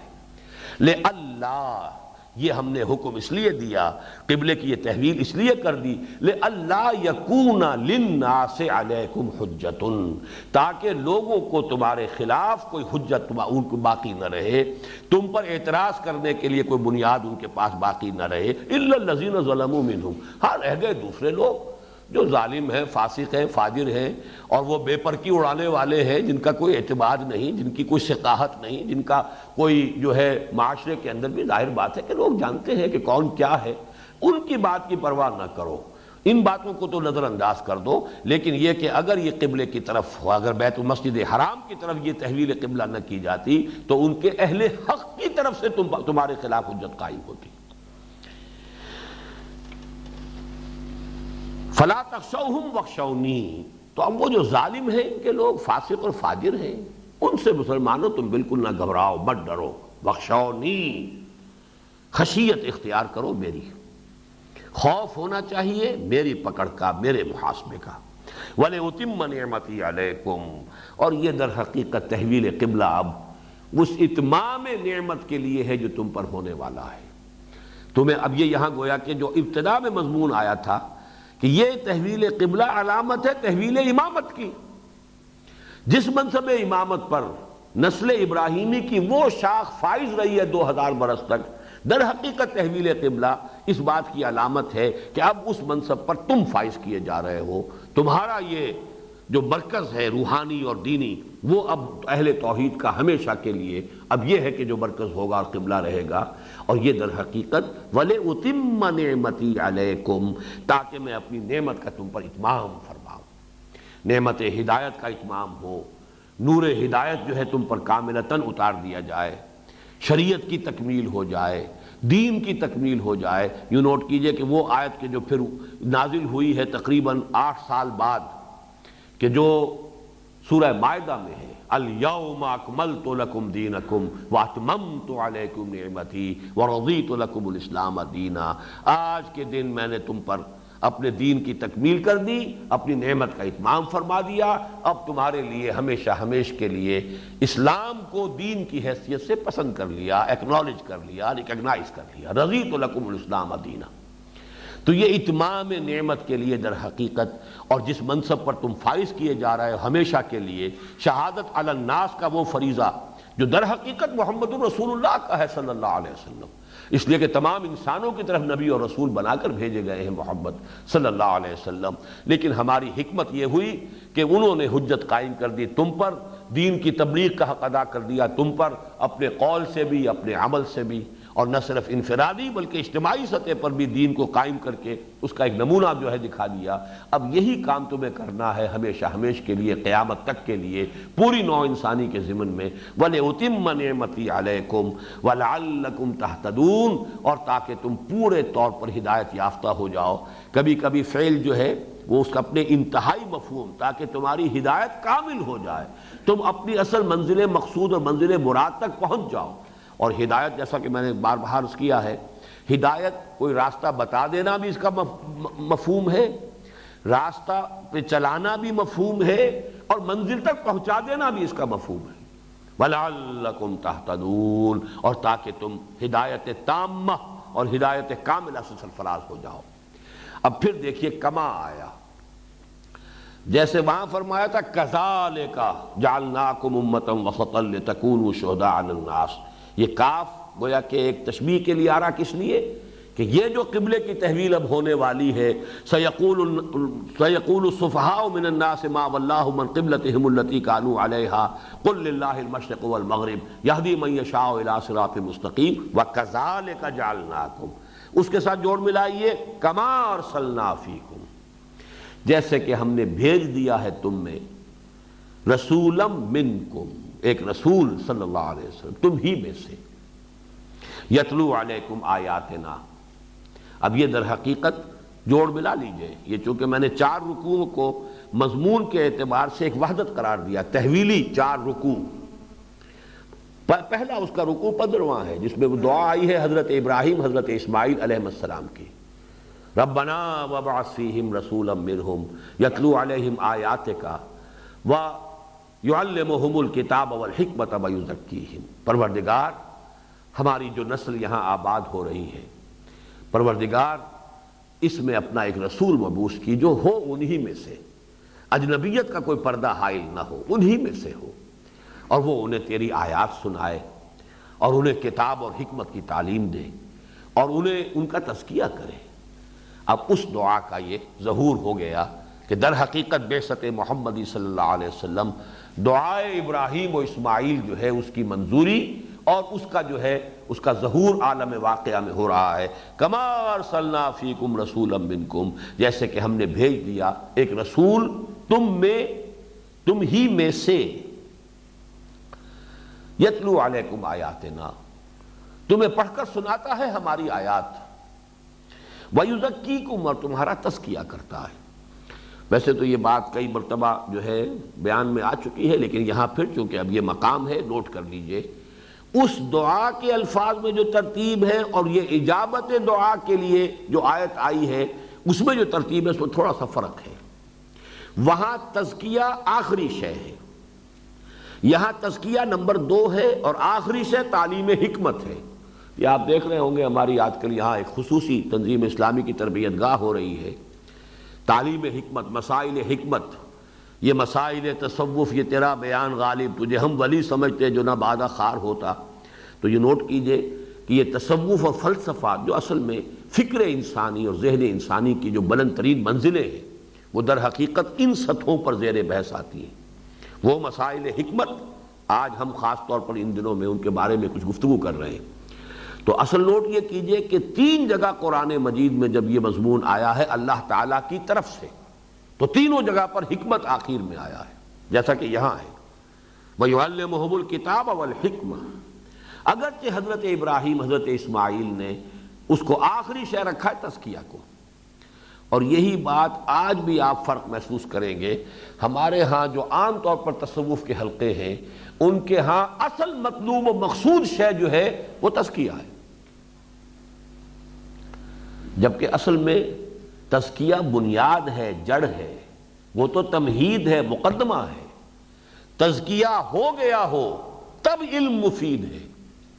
اگر تزکیہ نہیں ہوا تو تعلیم اعلیٰ سے اعلیٰ بھی انسان نے حاصل کر لی، اس تعلیم کو بھی دنیا کمانے کا ذریعہ بنائے گا۔ علم را بر تن زنی مارے بود، علم را بر دل زنی یارے بود۔ علم جو ہے انسان کو حاصل ہو، لیکن پہلے تزکیہ ہو چکا ہو، تب وہ علم مفید ہوگا۔ اور اگر تزکیہ نہیں، تزکیہ سے مراد کیا ہے؟ Purity of intentions. آپ کی نیتیں اگر درست نہیں، مقصود و مطلوب کے درجے میں دنیا ہے، مال و دولت ہے، حیثیت ہے، وجاہت ہے، اقتدار ہے، طاقت ہے، یا یہ کہ شہرت ہے، اگر ان میں سے کوئی چیز مقصود و مطلوب کے درجے میں ہے اور آپ علم حاصل کر رہے ہیں، تو اس علم کو بھی انہی چیزوں کے لیے ذریعہ بنائیں گے اس کے حصول کا۔ یہ گویا کہ سانپ بن کر یہ علم ڈسے گا۔ در حقیقت علم جو ہے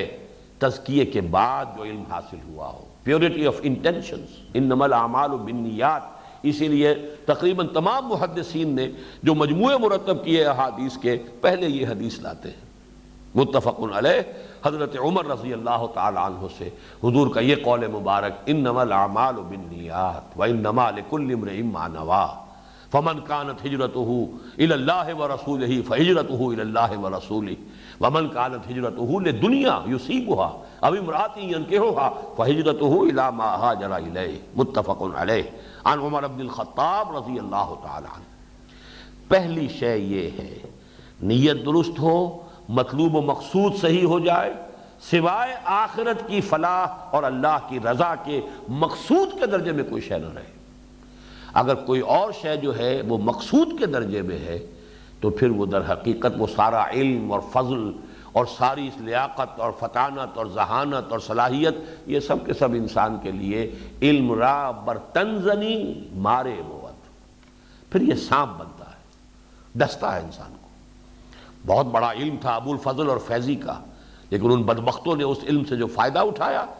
وہ یہ کہ ایک فتنہ، دین اکبری، دین الہی ایجاد کیا ہے۔ اکبر میں کہاں اس کی صلاحیت تھی کہ وہ کوئی نیا دین ایجاد کر لیتا؟ ان پڑھ آدمی، چٹا ان پڑھ۔ یہ تو اصل میں بڑے جو غادری علماء تھے، ابو الفضل اور فیضی جیسے، وہ جس کو اقبال نے کہا ہے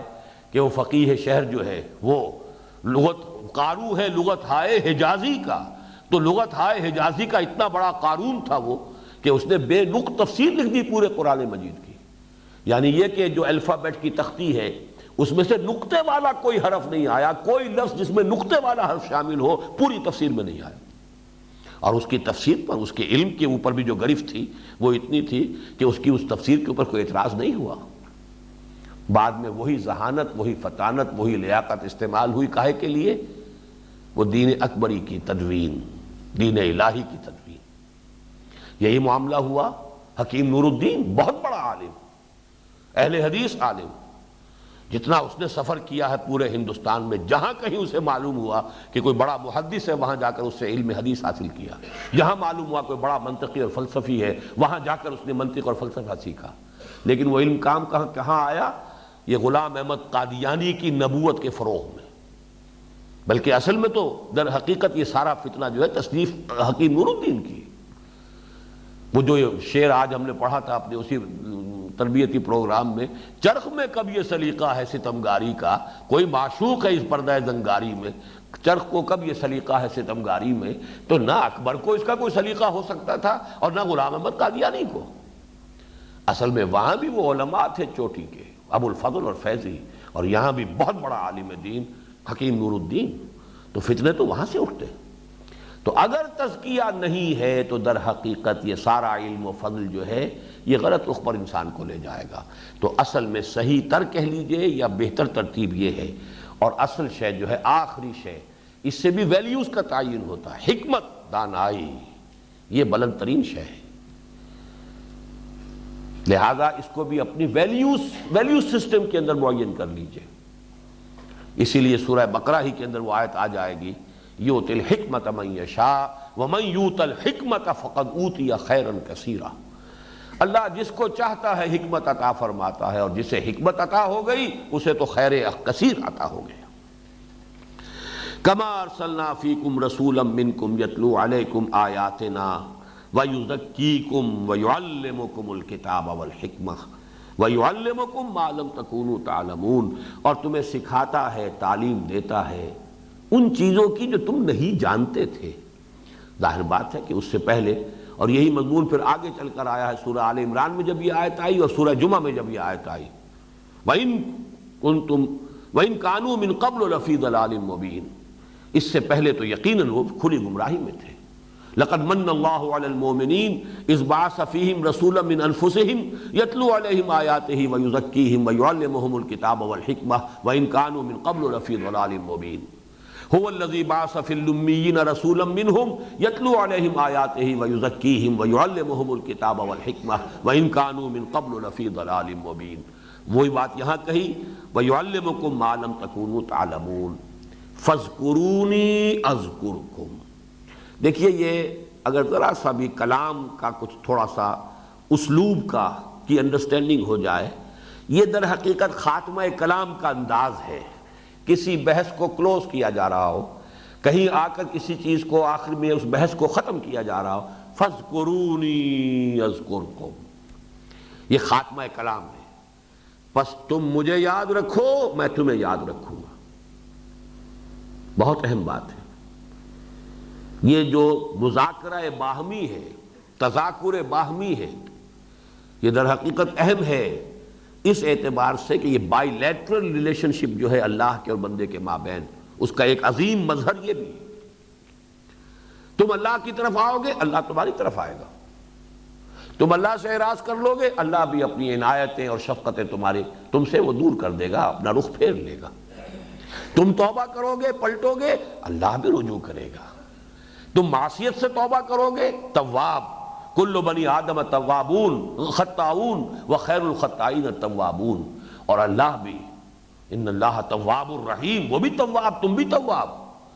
تمہاری توبہ کیا ہے؟ معصیت سے، غفلت سے، فسق سے، فجور سے تم نے توبہ کی، رجوع کیا۔ اللہ کی توبہ کیا ہے؟ اس نے اپنی عنایت اور شفقت کا رخ تم سے پھیر دیا تھا، اب پھر وہ اپنی شفقت اور عنایت اور رحمت کے ساتھ تمہاری طرف متوجہ ہو گیا۔ تم مجھے یاد کرو، میں تمہیں یاد کروں گا۔ تم میری مدد کرو، میں تمہاری مدد کروں گا۔ ان تنصروا اللہ ینصرکم ویثبت اقدامکم، اگر تم اللہ کی مدد کرو گے تو اللہ تمہاری مدد کرے گا۔ وَلَيَنصُرَنَّ اللَّهُ مَن يَنصُرُهُ، یقیناً اللہ مدد کرے گا اس کی جو اس کی مدد کرتا ہے۔ فَاذْكُرُونِي أَذْكُرْكُمْ، اور حدیث میں تو الفاظ یہ آئے ہیں، میرا بندہ اگر مجھے اپنے دل میں یاد کرتا ہے، میں بھی اس کو اپنے جی میں یاد کرتا ہوں۔ اور میرا بندہ اگر میرا تذکرہ، میرا ذکر کسی محفل میں کرتا ہے تو میں اس کا ذکر اس سے کہیں بہتر محفل میں کرتا ہوں۔ اللہ کی محفل تو وہی ہے، وہ امیر خسرو کے اشعار میں جو آیا ہے کہ خدا خود میر محفل بود اندر لا بقا خسرو، محمد شمع محفل بود شب جائے کہ من بودم۔ یہ ملائکہ مقربین کی محفل ہے۔ اگر آپ کسی محفل میں اللہ کا ذکر کر رہے ہیں، اللہ کا تذکرہ کر رہے ہیں، اللہ کی عظمت کا بیان کر رہے ہیں، اللہ کی آیات جو ہے لوگوں کے سامنے کھول کھول کر بیان کر رہے ہیں، اللہ آپ کا ذکر اور آپ کا تذکرہ کرے گا ملائکہ مقربین کی محفل میں۔ پھر وہ الفاظ بھی حدیث میں آئے ہیں، اگر کوئی میرا بندہ میری طرف چل کر آتا ہے، میں دوڑ کر آتا ہوں۔ میرا بندہ بارش بھر آتا ہے، میں ہاتھ بھر آتا ہوں۔ تو یہ سمجھیے کہ دو طرفہ معاملہ ہے، یک طرفہ نہیں ہوگا، ون وے ٹریفک نہیں ہے۔ اللہ کے ساتھ یہ تمام معاملات، تم اللہ سے محبت کرو، اللہ تم سے محبت کرے گا۔ تم اللہ کی مدد کرو، اللہ تمہاری مدد کرے گا۔ تم اللہ کو یاد کرو، اللہ تمہیں یاد رکھے گا۔ فَاذْكُرُونِي أَذْكُرْكُمْ وَاشْكُرُوا لِي، اور میرا شکر کرو۔ یہ شکر جو ہے ہمارے منتخب نصاب کے درس نمبر 3 کی بڑی بنیادی بحث ہے۔ حکمت کا اصل حاصل شکر ہے۔ وَلَقَدْ آتَيْنَا لُقْمَانَ الْحِكْمَةَ أَنِ اشْكُرْ لِلَّهِ، یہ در حقیقت اس کا اصل حاصل ہے، اس کا نتیجہ ہے اللہ کا شکر۔ جب معرفت ہوگی میرا خالق وہ، میرا مالک وہ، میرا رازق وہ، میرا منعم وہ، منعم حقیقی وہ ہے، تو اسی کے لیے شکر کے جذبات دل میں بھی پیدا ہوں گے، زبان پر بھی الفاظ کا جامہ پہن کر آئیں گے، اور اپنے پورے وجود سے، پوری شخصیت کے ایک ایک بنے منہ سے انسان جو ہے وہ اللہ تعالیٰ کا شکر کر رہا ہوگا۔ وَاشْكُرُوا لِي وَلَا تَكْفُرُونَ، اور کفران نعمت نہ کرو۔ یہاں پر لفظ شکر کے مقابلے میں آ رہا ہے، یہاں انکار کے معنی میں نہیں آئے گا، یہ اصطلاحی کفر نہیں ہے، بلکہ فَاشْكُرُوا لِي وَلَا تَكْفُرُونَ، میرا شکر کرو، کفران نعمت نہ کرو۔ بہرحال امکانی حد تک یہ کہ میرا انکار نہ کرو، میرا کفر نہ کرو، یہ بھی اس کے اندر مراد دیا جا سکتا ہے۔ جیسا کہ میں نے عرض کیا تھا کہ اللہ کے فضل و کرم سے آج ہم نے یہ خاصا بڑا حصہ ہے قرآن مجید کا جس کے مطالعے کی تکمیل کر لی ہے۔ بارک اللہ لی ولکم فی القرآن العظیم ونفعنی وإیاکم بالآیات والذکر الحکیم۔